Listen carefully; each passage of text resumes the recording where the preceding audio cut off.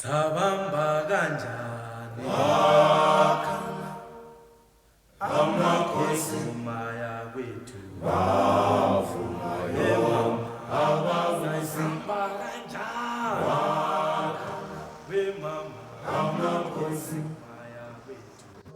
My name is John Alton. I'm currently the owner and chief instructor of the Three Emperors, a school of, we call it Kung Fu, but I prefer to call it Chinese physical health and culture, primarily because I teach martial arts, not so much in the typical way one might think to fight with other people, but as healing exercises people use in this physical fitness and even higher kinds of fitness methods.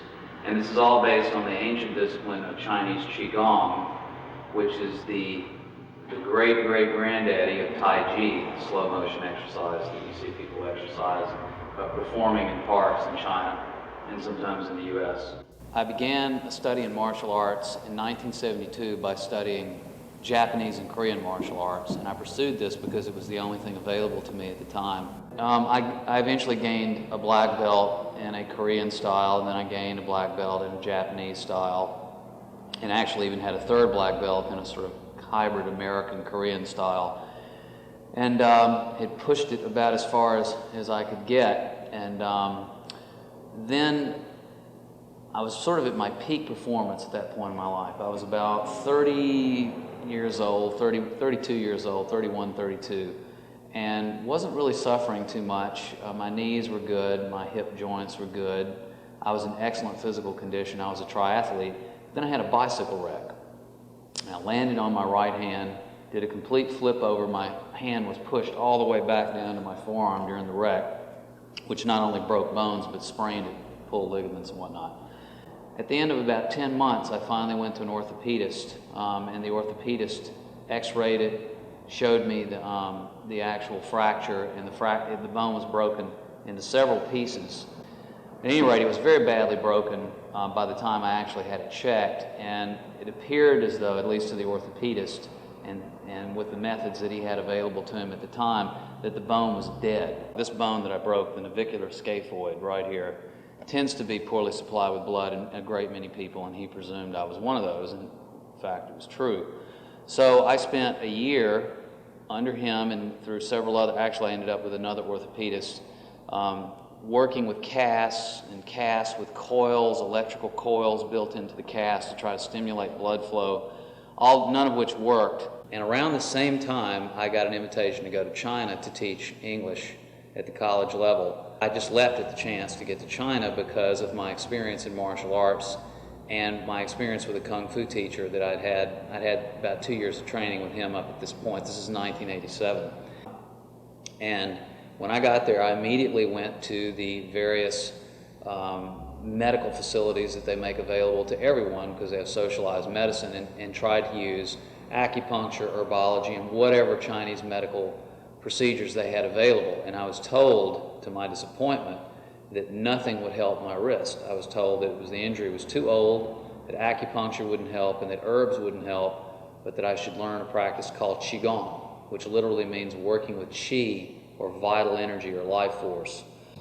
And I ended up training with the head coach at Beijing University's martial arts team, who turned out to be my only teacher. I went with him and studied with him throughout my tenure there, which was 2 years instead of 1. I renewed my contract after the first year because of what I was learning from him.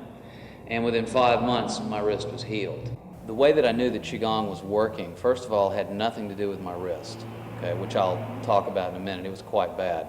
But the first experience I had with Qigong occurred within a month of doing the training with my teacher. What I experienced, I had a head cold at the time, and I was sitting there doing my Qigong practice and meditation part of the Qigong practice, and I had this great rush of pulsing and energy that shot up from below my navel and went up into my head and basically destroyed this head cold. That got my attention. Now, as far as my wrist, I knew I was onto something then, and what I was able to do eventually was to guide this pulsing sensation from my navel up to my shoulder and then down into my wrist. And I knew that it was well because prior to my actually practicing Qigong, I could not lean like this against something, if I were to put pressure on my wrist like that, to try to lean on a table, I would collapse from the pain. Prior to injuring my wrist, I could do 100 push-ups on my knuckles. I couldn't do one push-up. My wrist hurt so bad. At the end of 5 months, I could not only do 100 push-ups on my knuckles, but I could do handstand push-ups, and I could lean on objects, and I had no pain.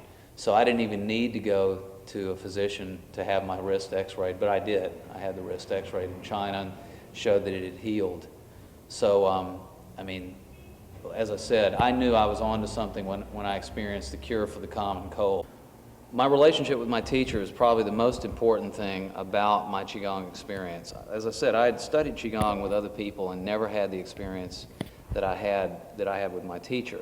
We were very close, and we had an actual mission, and that was to bring what he had taught me to the rest of the world and make it sensible to the rest of the world. The quality of the teacher is of paramount importance. You have to have a teacher who's accomplished to get you to a certain depth, to get you to a certain level of profound ability with Qigong. For me, I was prepared semantically to accept Qigong as a healing art because of my immersion in the martial arts. I think Qigong, I've looked around, I think it's the most powerful healing tool I've ever seen in terms of a general healing tool that anyone can learn if they just simply do what they're told to do by the teacher.